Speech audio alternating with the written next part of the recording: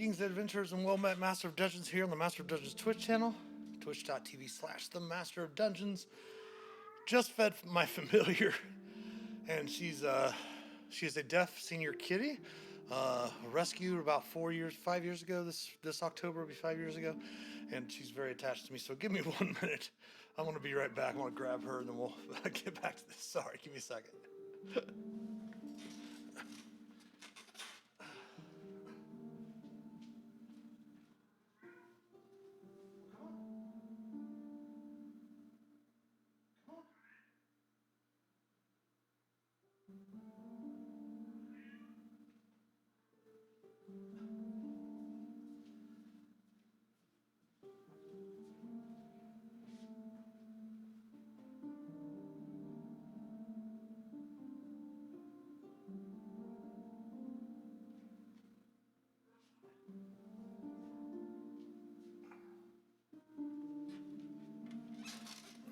All right.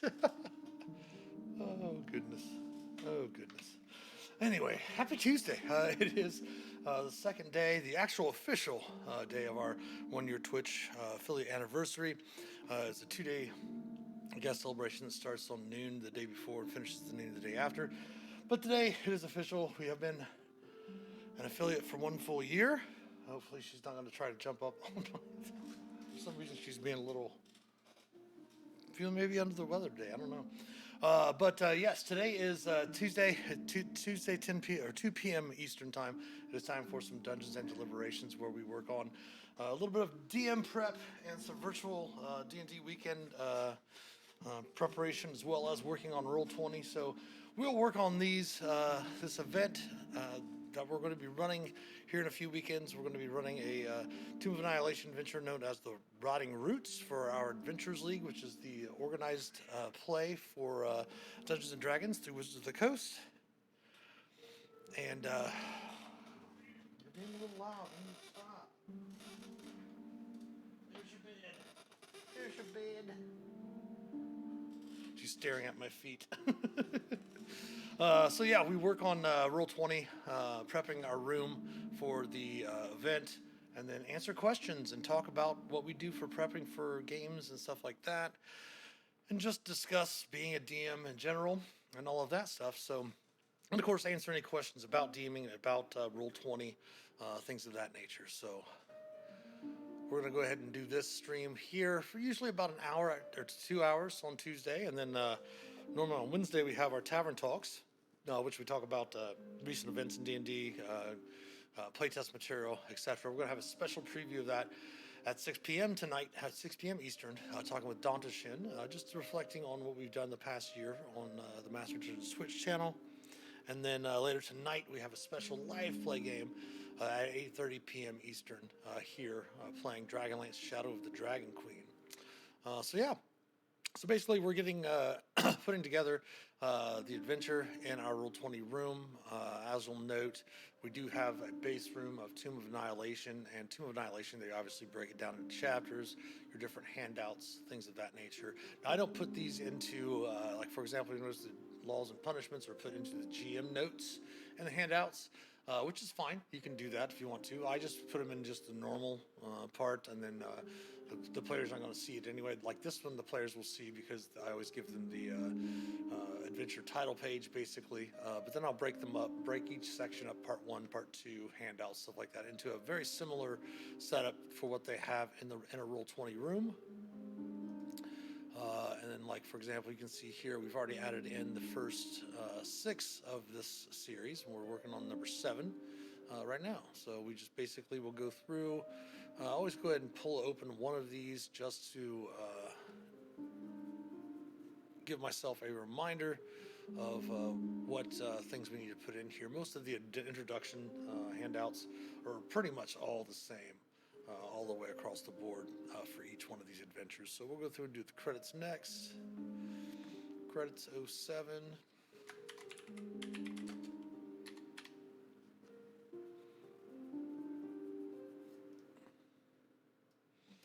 We do have the PDF over here that we have set up to basically copy and paste. If it's a really nice copy and paste, it will have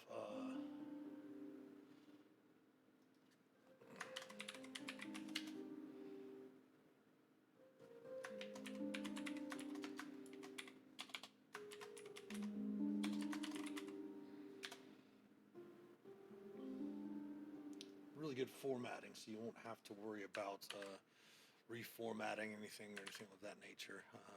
And it'll usually post just normally for you, which is great, or copy and paste, I should say.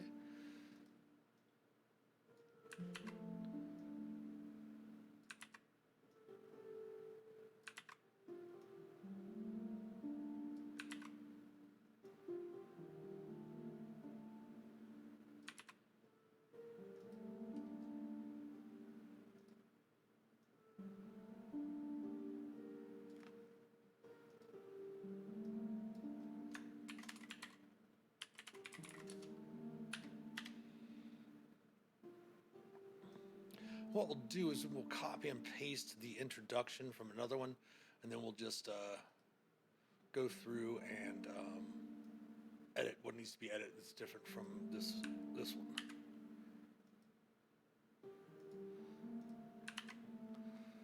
We'll come up here, and this is going to be obviously a little bit different. Welcome to Rotting Roots instead of A Day at the Races.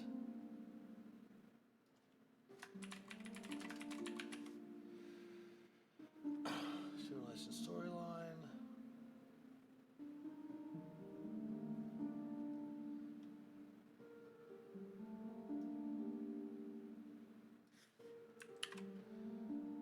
We'll replace this paragraph with that paragraph.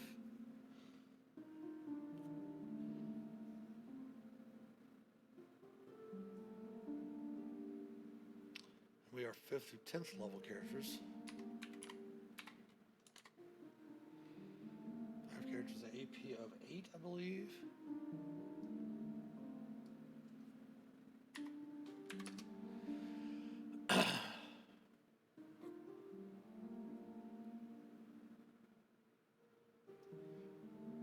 And then we delete that. I'll have to go through and change some of those because those were designed for sitting on the edge. And that should be all we need to edit in that intro. Yep.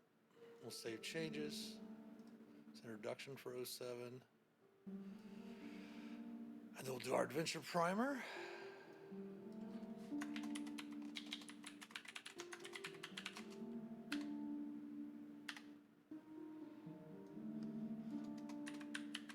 Now, the reason why we do this, and we do mention in some of our past, do mention a lot, I should say, and in our streams, but I always do it just in case it's the first time you watch the video on demand or the first time you watch one of the YouTube channels, whatever, is that we could put PDFs, and we do have a PDF in the room, which is our Adventures League Player's Guide. We have a PDF, but the PDFs themselves, in order to read them, are a little, that is not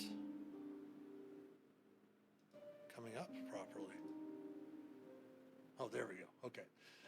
Again, the PDF, Roll20 is doing a lot of great things, but their PDF reading is still just a little off. And I mean, you have to go through and flip through everything and scroll down to what you need. And yeah, you do have to scroll down through some of the handouts and stuff. But instead of having to come back and go through and check everything, I just put the game into the adventure into the room. That way it's easy to access, just like any other adventure that you have in Roll20. I'm not sure. Yeah, there is a separation on those, on the headers. The only reason why we put Adventure Primer 07 in the name of the note is that if we're embedding any handouts in the different handouts that we create, like if you want to link this handout into a different handout, we'd have to actually put it as Adventure Primer 07. It doesn't go off the title of it, it just goes off the name of the actual handout itself.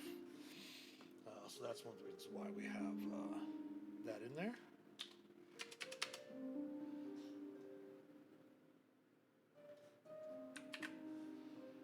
All right, we always give ourselves a little bit of extra spaces in there for format purposes.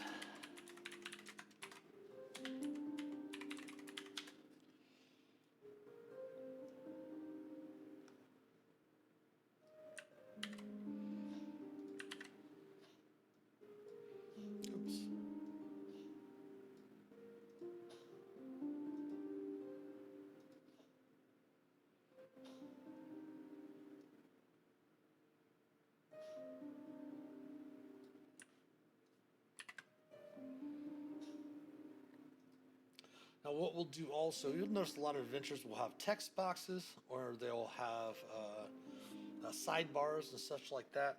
For Roll20 and their adventures, they will end up using the quote that I'm using here for the text box. I actually use the quotes and stuff like that as a sidebar, and then I'll actually create a one row, one column table to insert the text box. That way it actually looks very more similar to text box that you'll read in an adventure.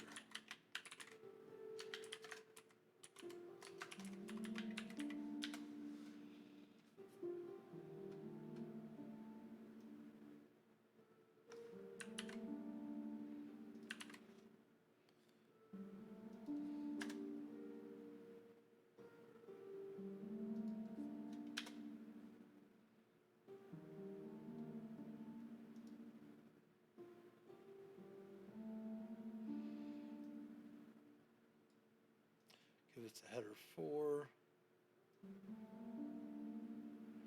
They do have the pronunciation in there of the NPCs.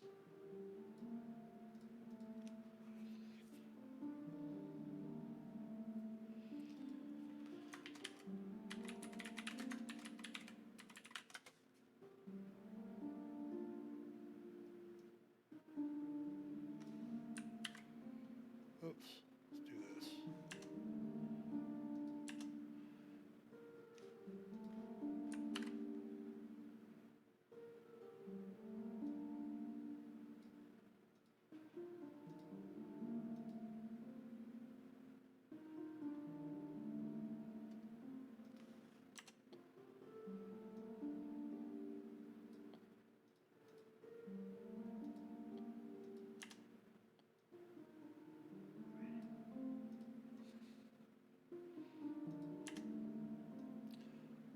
If you hear her chirping, it's because she is deaf and she's starting to lose some of her eyesight as well.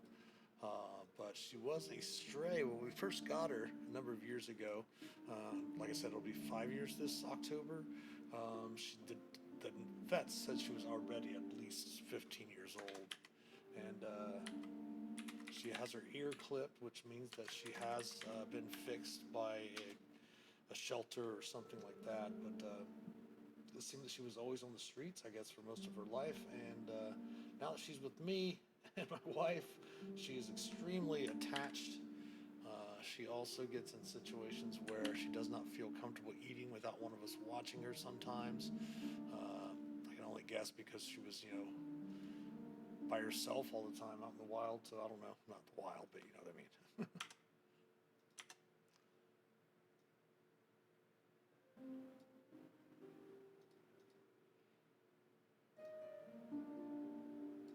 And one of the reasons why we do also take very special care into trying to make this as close as possible to the printed adventure itself is that way. Also, what we do is a lot of times when we have virtual D&D weekend, sometimes there's a DM that might not be able to make it to their event. They might have signed up for something, a family emergency comes up, a work thing comes up, and they can't DM their session. When they ask around, because we work with Baldwin Games and Wizards of the Coast to put these virtual D&D weekends on every month. Once a month, we do have a 3-day weekend where we basically run an online Adventures League convention. We do have some non-AL offerings as well. But that way, if a DM can't show up for their session and they need a room, I'm usually will have a room most of the time available that has everything already set up in there, has the tokens, has all the maps, has everything ready to go. So the DM can just sit down, and run, if they have to, run the game cold.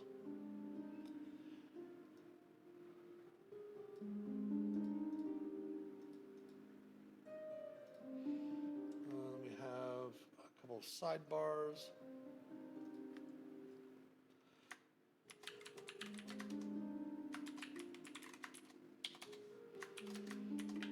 Now, there's in current Adventurers League, the characters used to be in season 7, which would have been around 2018-ish, 2016-ish, no, 2016.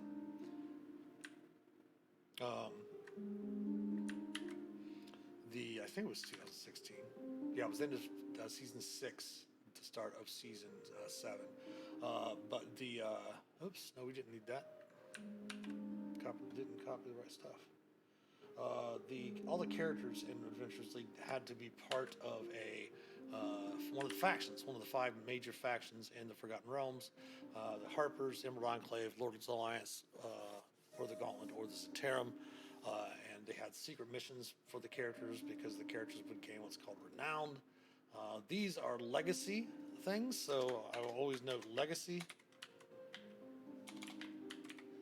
in that, so that the DMs know that they're not really, if they want to incorporate it as a story element for their adventure, they're more than welcome to keep it as a story element as part of the adventure, just to keep things, more personalized. A lot of things that people talk about with AL sometimes is that it doesn't seem as personal as a homebrew campaign, because your DM obviously is not going through and creating the story.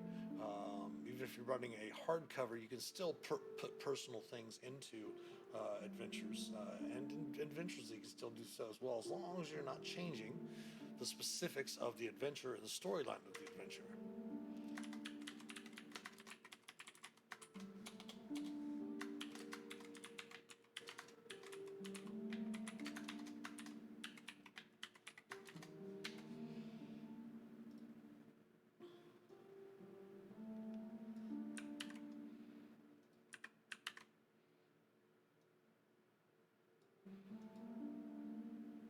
There we go. As far as that for a moment.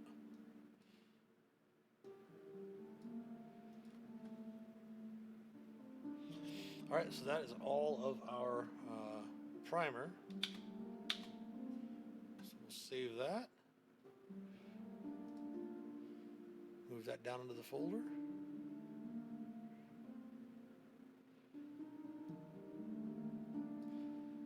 And then we start on part 1.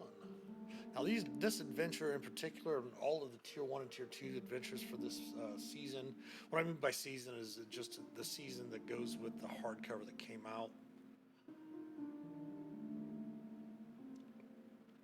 Until recently, and the last hardcover adventure that used seasons was the Icewind Dale Rime of the Frost Maiden. That was considered what they called season 10, just basically the season referred to whatever hardcover book that the adventures kind of went along with. Tomb of Annihilation was one of the first adventures that actually had the AL adventures taking place in the same region as the hardcover. So like all these adventures actually take place in Chult, whereas like Storm King's Thunder actually took not very little bit of it took place around the Sword Coast and all of that. Most of the AL adventures and a lot of what's called the CCC content, or the community created content, convention created content, all took place around the Moon Sea. But this is one of the first ones that went outside of that. So this is part 1. City. Oops.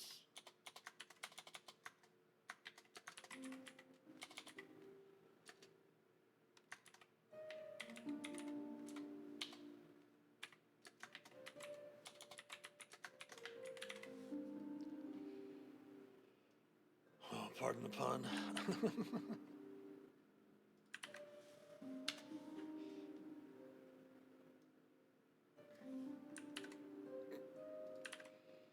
Now, this is actually something, the next part I'm going to put it is something I do miss that they've taken away from some of the adventures, is what's called a story beat. Basically, at the beginning of the adventure, you allow the DM, and if they want to read it to the players, it's up to them, as long as it doesn't like give away any spoilers. But it has what's called a story beat, like basically the story so far of what's been going on.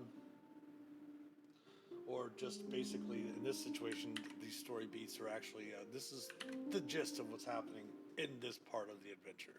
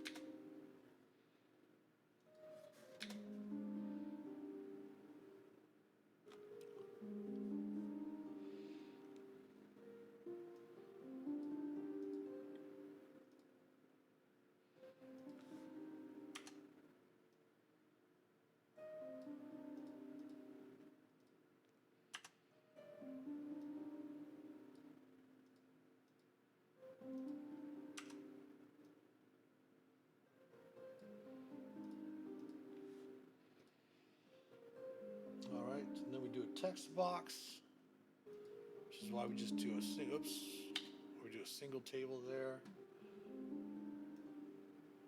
If it's formatted right, you can actually copy and paste it, and it will give you a full paragraph. If not, you do have to, most of the time, copy each sentence individually and then put it in there, and it will give you your text box.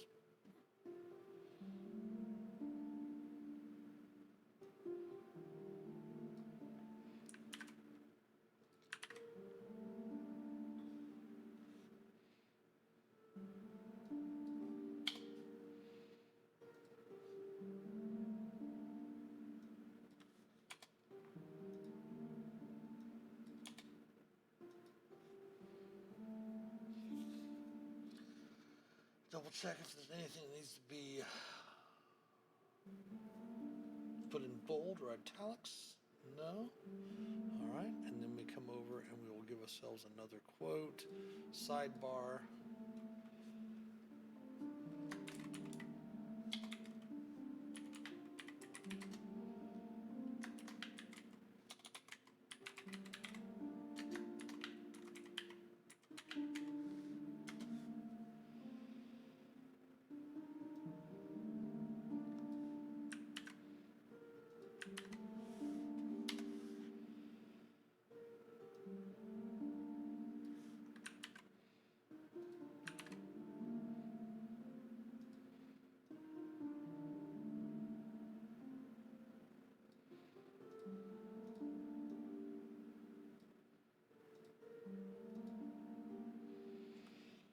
Oh my gosh, talk about puns within puns.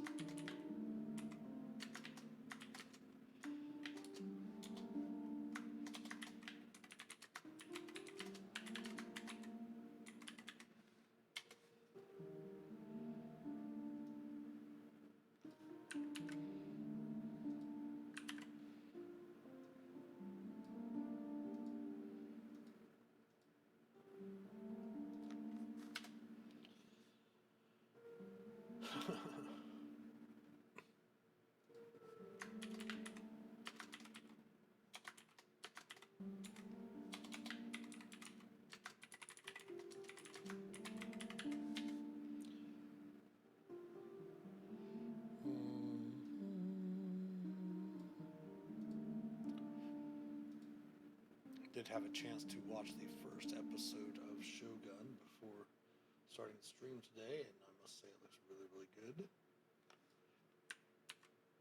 on Hulu.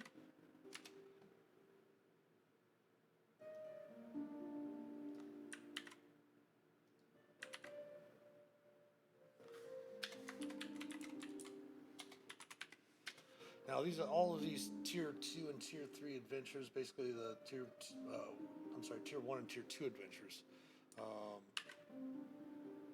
Tier 1 is basically levels 1 through 4. Tier 2 is levels 5 through 10. Are only 2-hour adventures, so we will have to either extend them out through role play and description and things of that nature, as well as add in some random encounters from some of the other AL legal sources to extend them out, as we are done putting in part 1 already.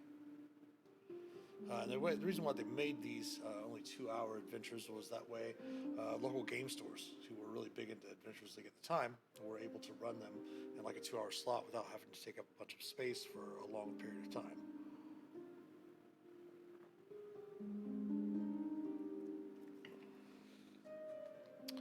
All right, this is part 1.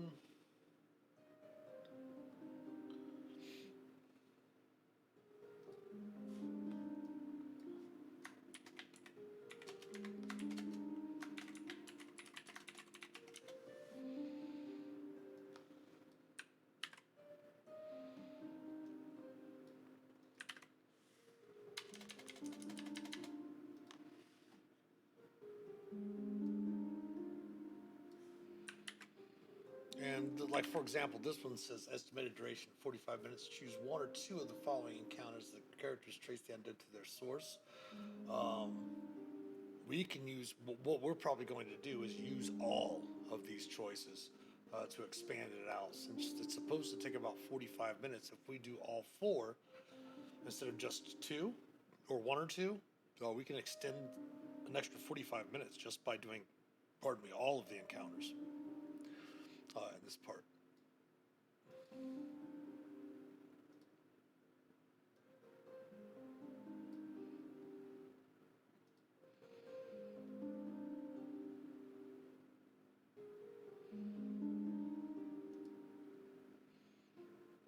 Probably should have put this in bold, even though it's not in bold in the adventure.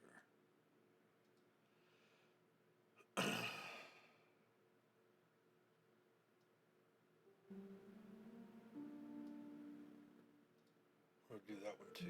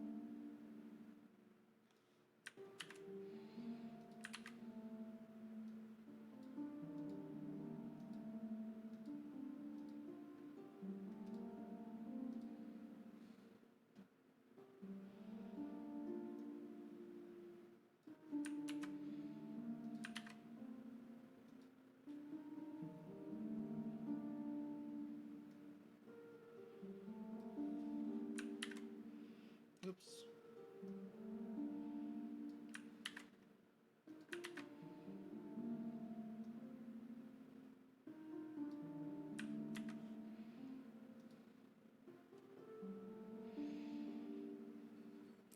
DC 11's a little low for tier 2 characters, but we might boost it to like a DC 13, which isn't extremely difficult, but a little bit more than, because most DC 10, DC 11 saves or checks are really more suited for first tier 1 characters.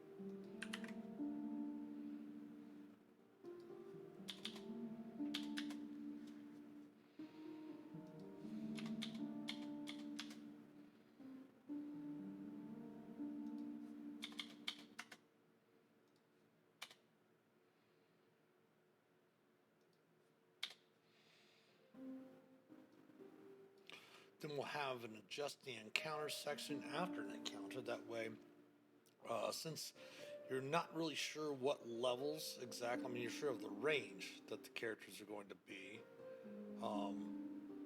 but you're not sure how many players will necessarily be at your table, how many will be of what level specifically, so you'll have ways to adjust the encounters on the fly. By calculating the APL of your actual APL of your table, which is actually in the introduction. In the newer adventures, it is actually in the appendices in the back. But there is a table to determine the APL of your, a chart to determine the APL of your table, which is the average party level. It's also really great to be able to help with homebrew as well.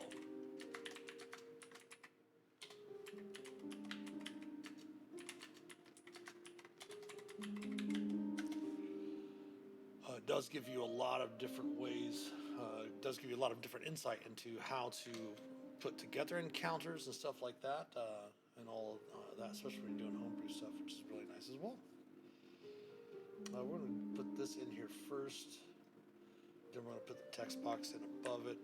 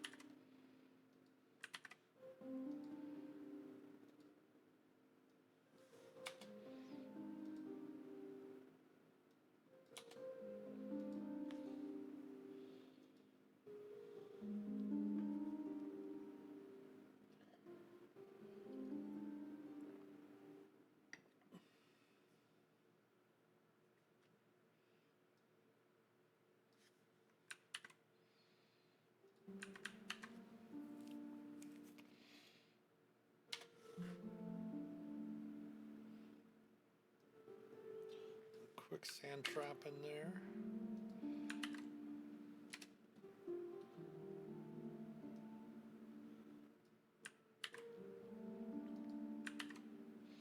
That was such a hilarious thing from 80s, 70s and 80s movies and television.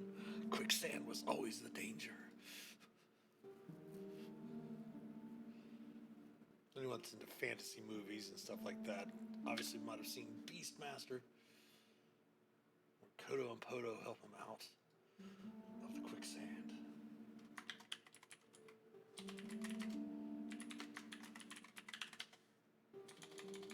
Roll a spell. There we go.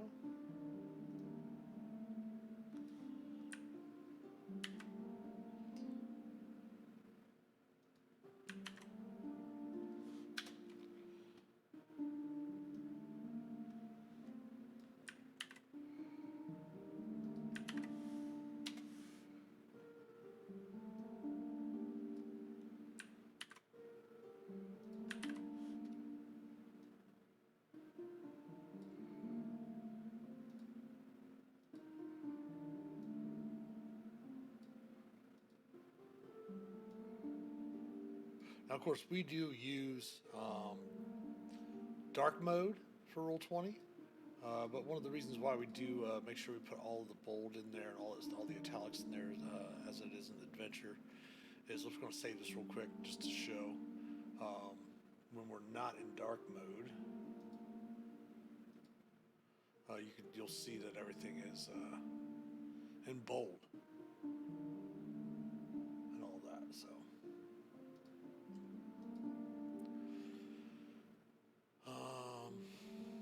All right, that was into that section.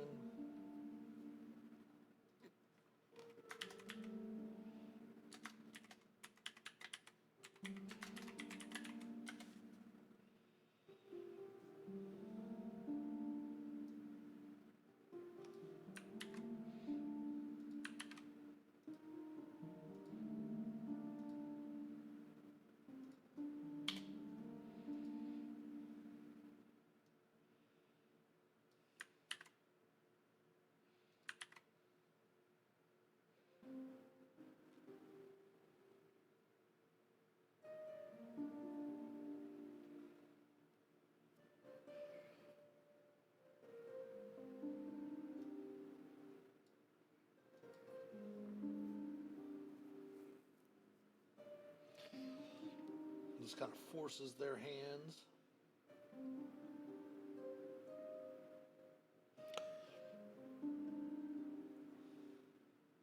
All right, so this is going to be a little bit different.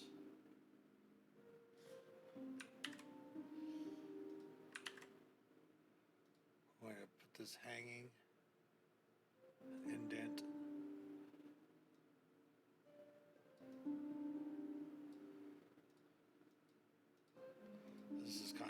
basically like a trap.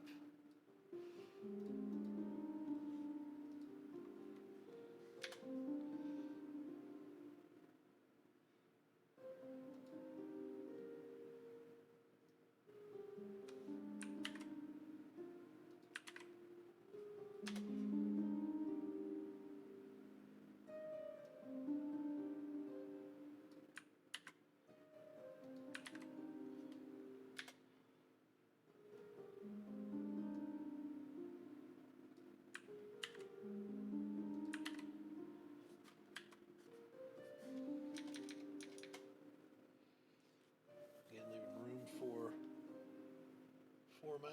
formatting changes.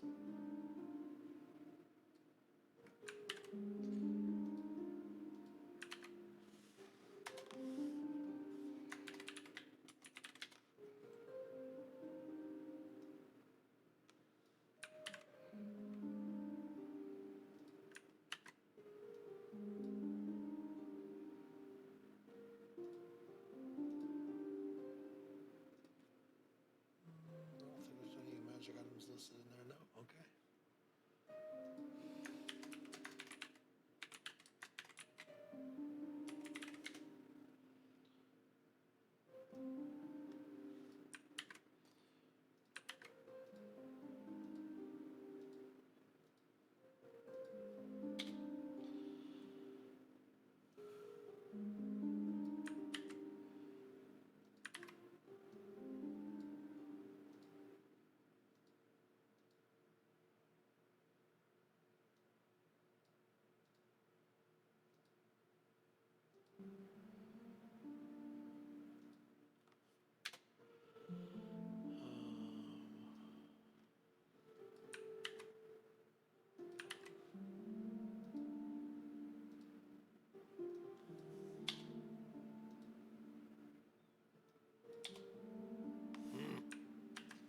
There we go.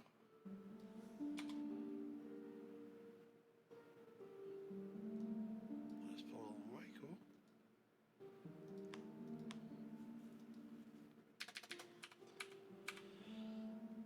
All right. Getting pretty close to having this part finished up. I think there's a part 3 as well, as this first part really, part 1 kind of served more as a what's called a call to action nowadays.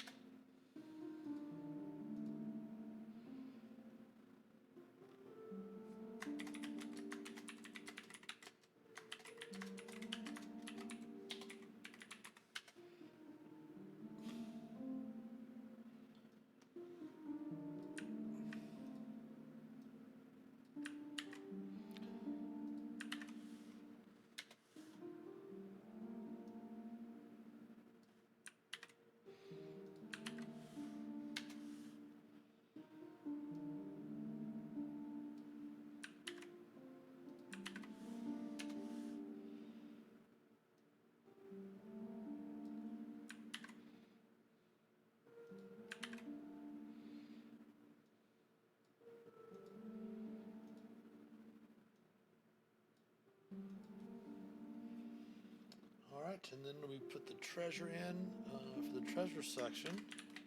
Oops. And then we have the final encounter, which is the one that everyone would go to after.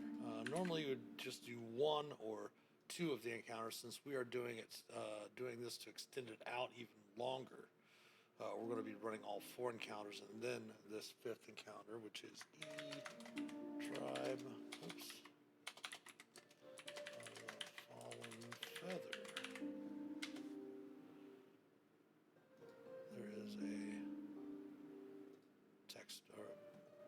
text box.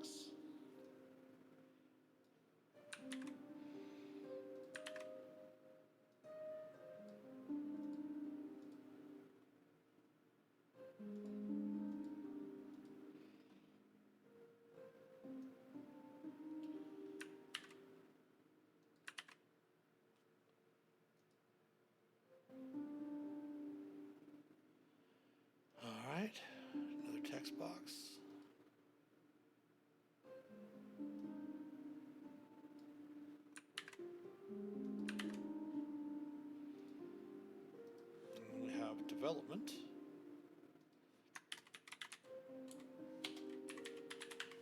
Basically, development meaning this is what's going to happen at the end of this section to connect it to the next section type of thing.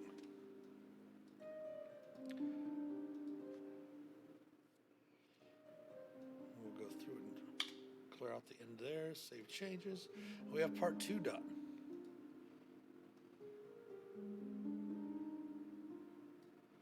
So basically, it's shaping up to where we have very similar to the adventure. It's the hardcover itself, with all its different chapters and such like that. We're going to have each adventure of these ale adventures will have basically each one of their own parts, their own section for each adventure. We'll have the relevant handouts and rewards for each one of them as well, with all of the handouts they need for the adventure as well.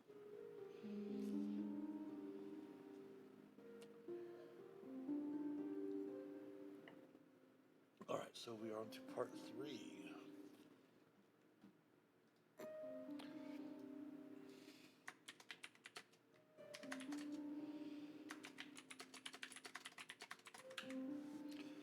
Tale of the Big One. This is a really fun adventure encounter to run at the end of this one.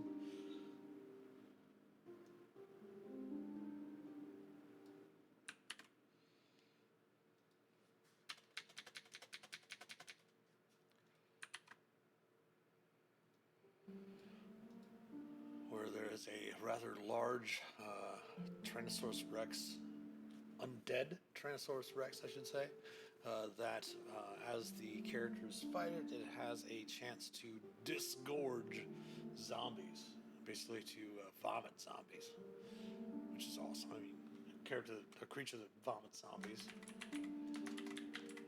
just amazing.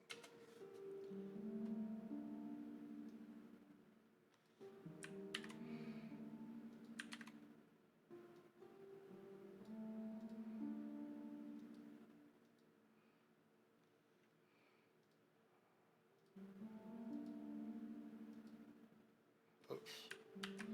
No, I won't want to do it that way. There we go.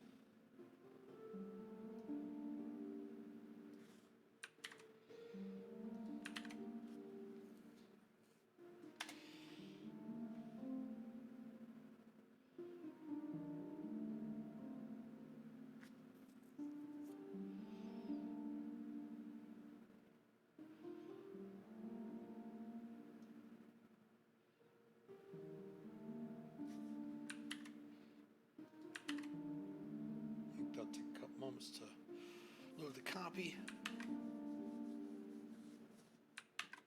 There we go. Have to redo some of the bulleting stuff. Not a problem.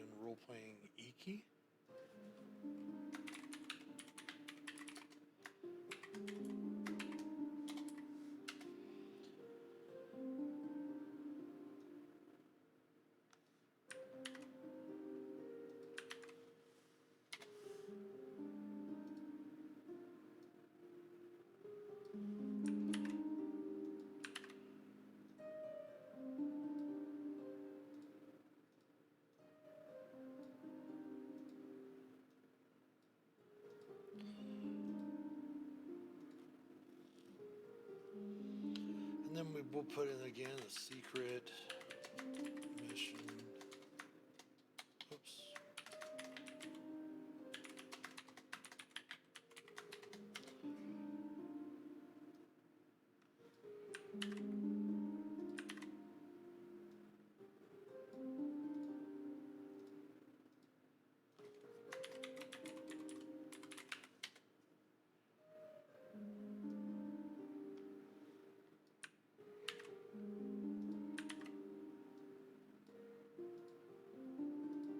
Oops. Header 4. There we go.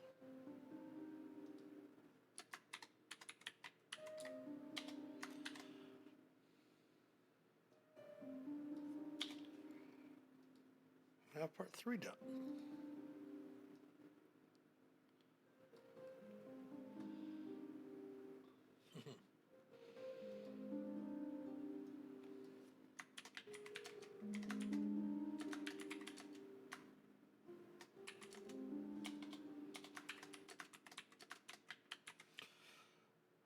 That I do love. This is the title that I do love. Of course, wonderful reference to a great film. I believe it was 1980?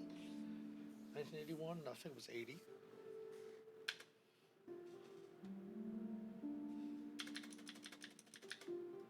Classic film. As beloved by many, considered by many to be one of the best sequels ever came out. Most people like it as their favorite from the original trilogy.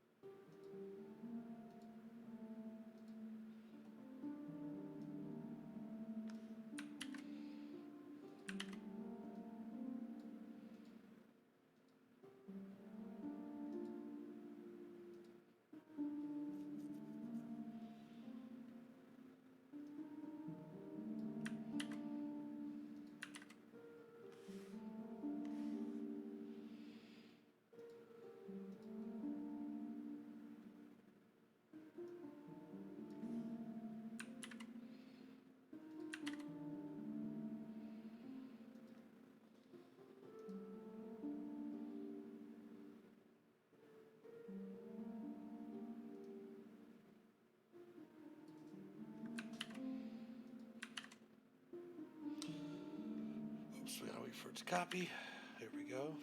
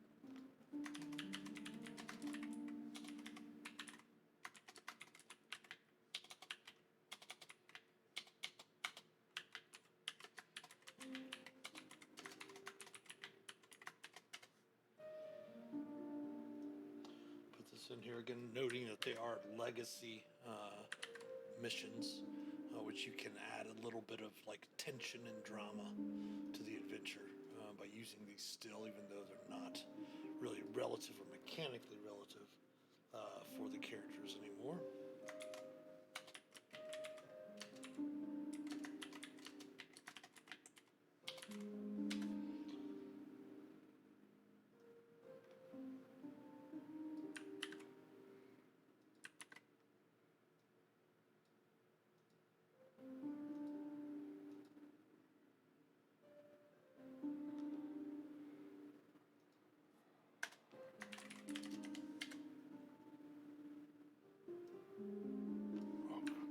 This is a little graphic, by the way.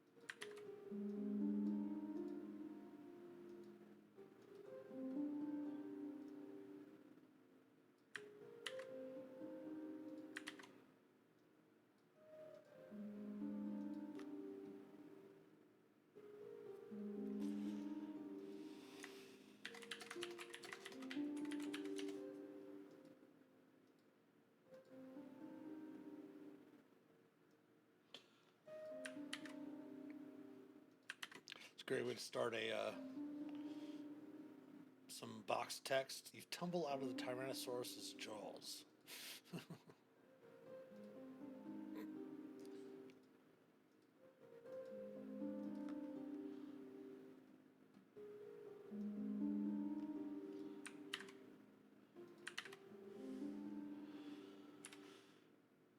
Of gargantuan proportions.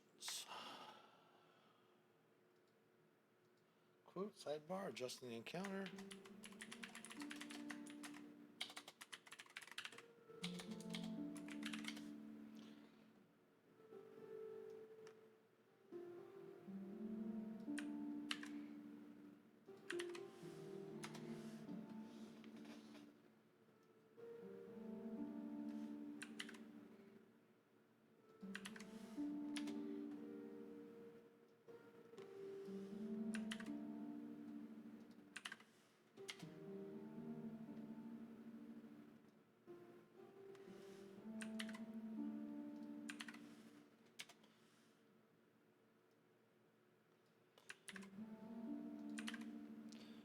And as I mentioned before, if adventures and the PDFs are encoded and formatted properly, it makes this whole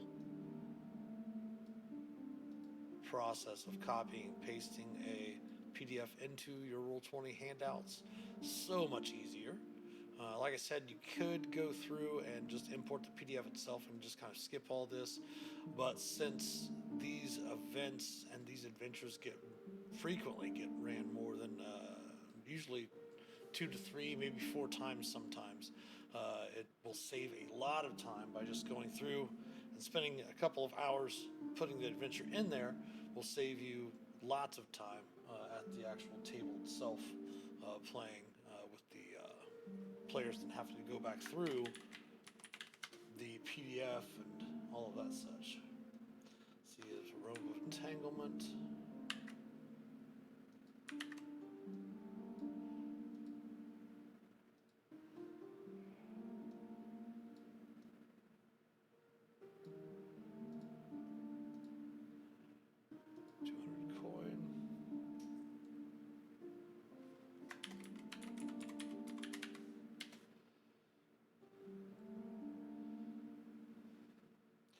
We do have an ad break in, so we're going to take a small little break. We'll be back after the ad break. Stick around.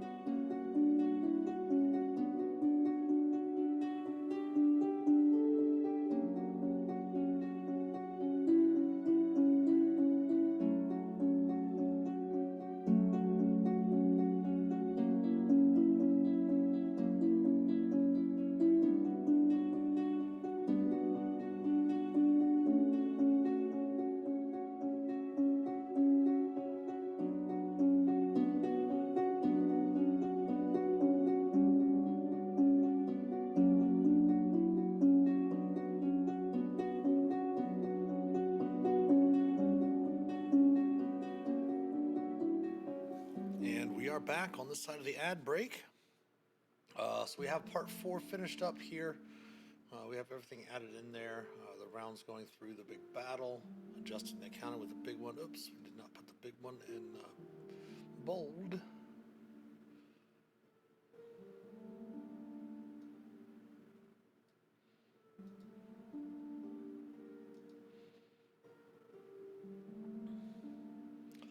So that's all finished up there.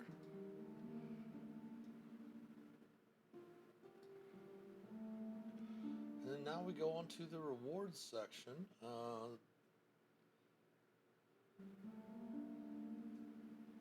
Which we will just basically go over and copy and paste. We'll actually copy the rewards from 06.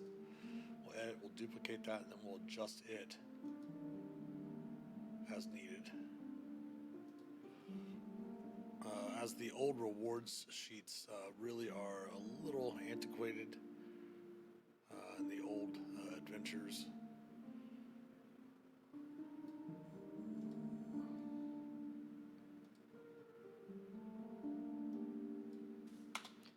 '07. We'll come down and we'll look through here. We don't do any experience. We do have treasure. There's a lot of treasure.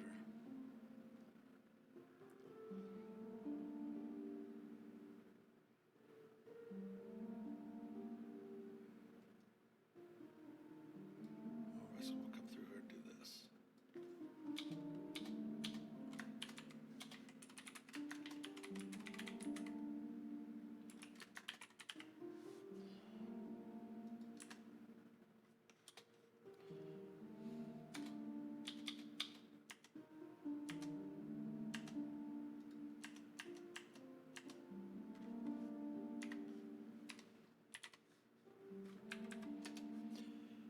We'll go through and we'll format all of these together as well. Large rough diamond. Actually, we might just do it like this. So this might be easier. Let's try it this way.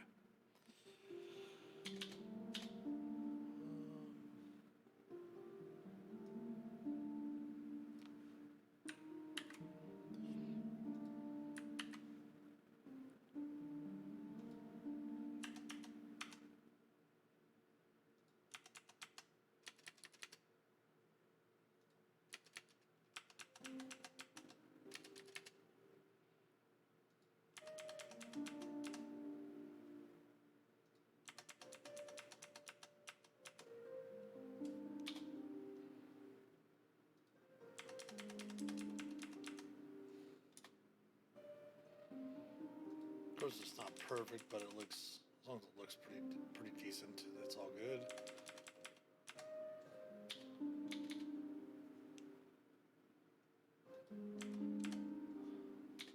That's why these secret tasks are important, because of the fact that you do want the players to make sure to get, well, at least I prefer to have all the characters get all of their gold. Oops, we didn't want the quote.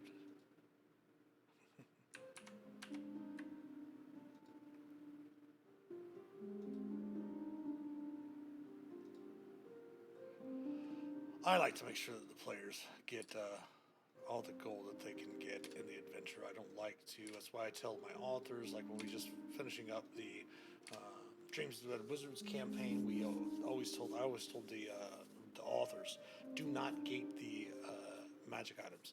There's so many different adventures that they make it nigh impossible. It's almost like I don't know, some DMs feel it's a badge of honor to prevent characters from getting things, which is very odd to me. It's like some DMs feeling that it's a great idea for to TPK a party, total party kill, which that just shows that you're a weak DM in my opinion.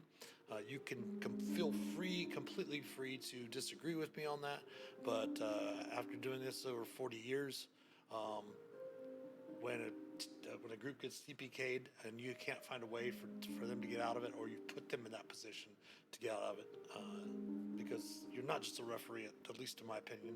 The DM is not a referee, they're a player just like the others. They just have the most responsibility to keep the story moving. It should not be a game of the DM versus the players. But again, that is just my take on things. Everyone has their own ways of playing the game. So now we got to go through and put in this magic item. First, let's note if there is actually already a rope of entanglement in the magic items here from the hardcover.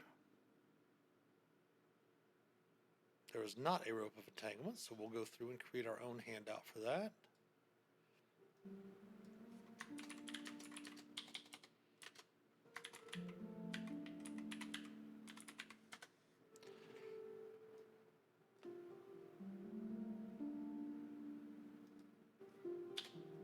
Here we go.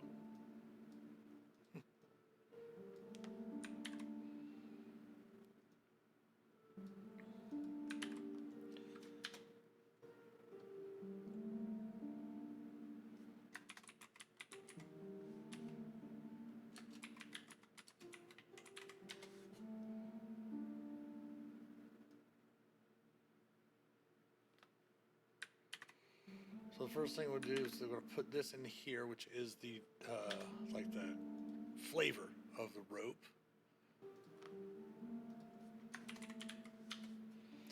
Should be able to search just the rope. It should bring us a rope. Oh, nope. Okay.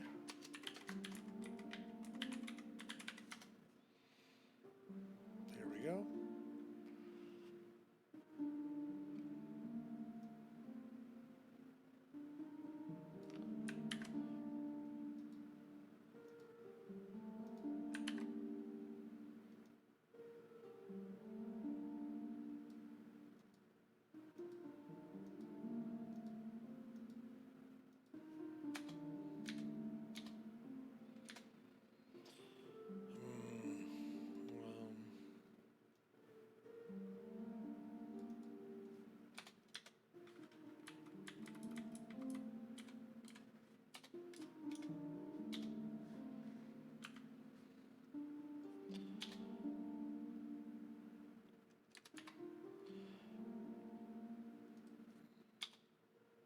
Sometimes you got to do weird things just in order to get this to work properly.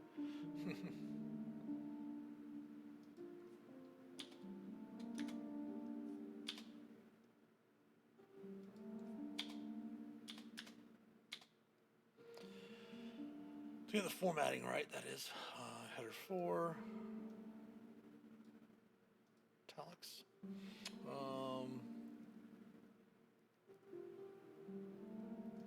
Save changes, and then what we'll do is we'll move in our setup here. We'll go ahead and scroll down here and put the rope actually in the Magic Apps folder, and then what we'll do is we'll come through and we'll actually format this so that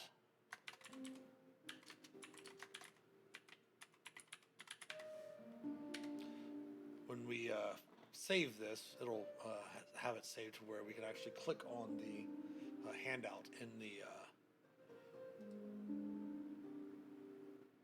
reward section and show it to the players as well.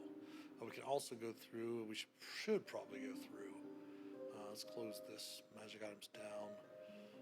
We can actually go into part 4 again, edit this.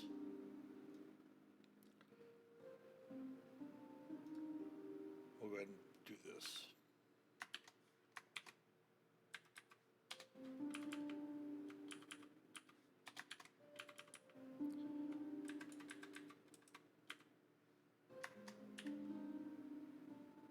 We don't want that, we just want plain brackets. There we go. That way it links to the same handout, so we just click on that and the players will be able to show it immediately to the players. So we have rope of entanglement.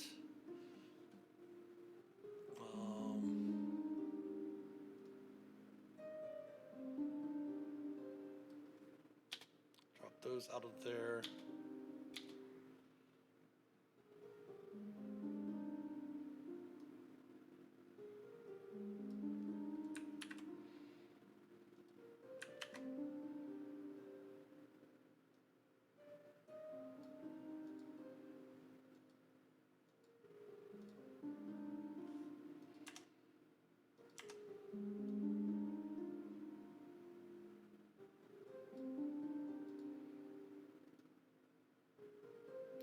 used to have ranks in Adventurers League where if you got to a certain rank or a certain level in your faction, you had access to specific magic items like a certain ring or things of that nature, which they've kind of done away with those. We do not have any story awards, so we're going to go ahead and delete this off of the page.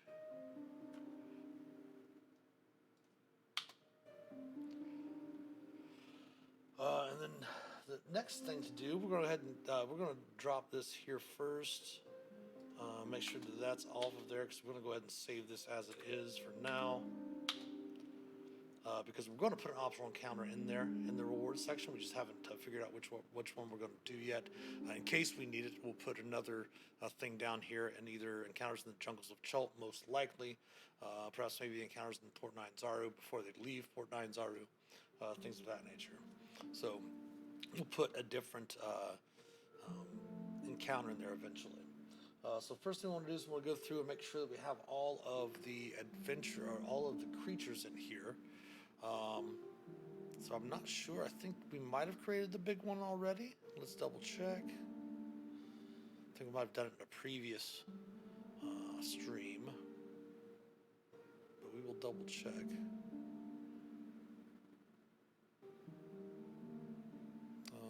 Let's do a search.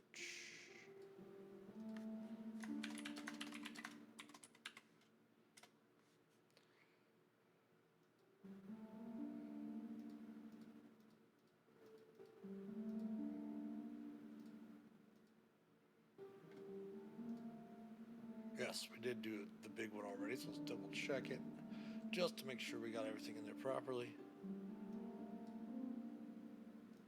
He is gargantuan, which is excellent.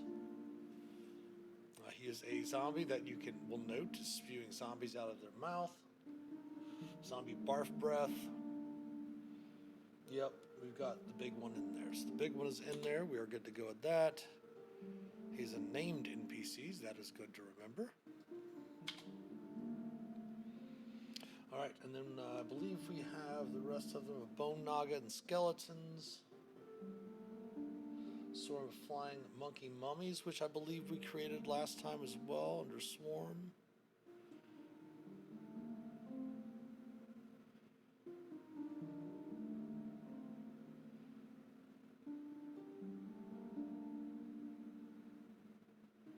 Flying monkey mummies. We did.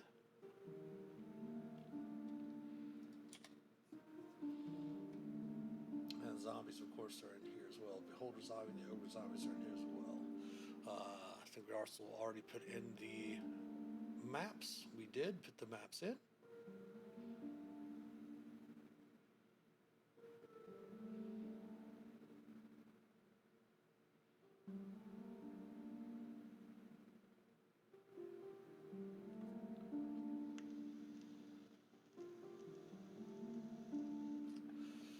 All right, so we do need to create the handouts for the players. Let's go up and close these creatures and monsters.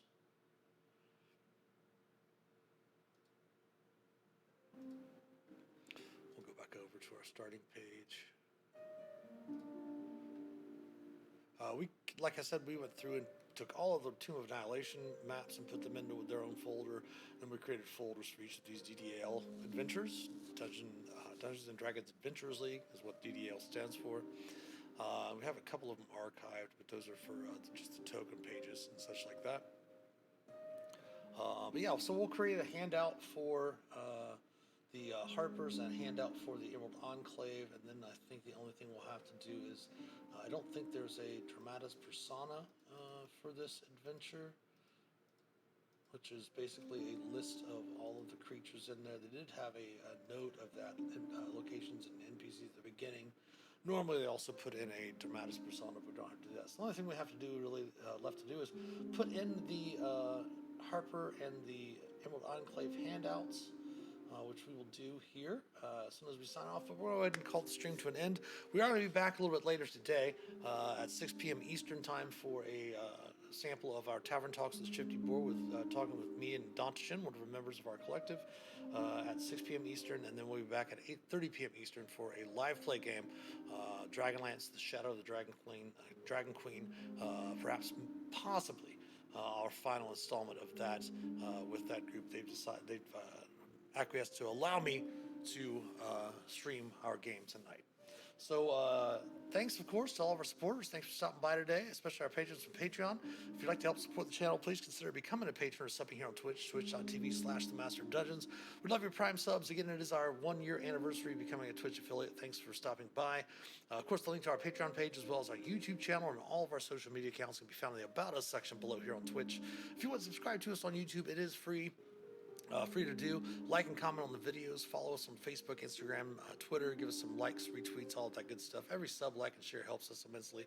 You can also support us by clicking on the About Us section below, smashing the Discord tab, and join the Master of Dungeons community Discord server, where you can help shape an accepting, caring, and inclusive D&D community. The merch store is available also. Anything you purchase from the merch store will definitely help support the channel. Thanks for watching. Hopefully we'll see you again at 6 o'clock p.m. for Tavern Talks with Shifty Boar. And as always, happy adventuring. Take care.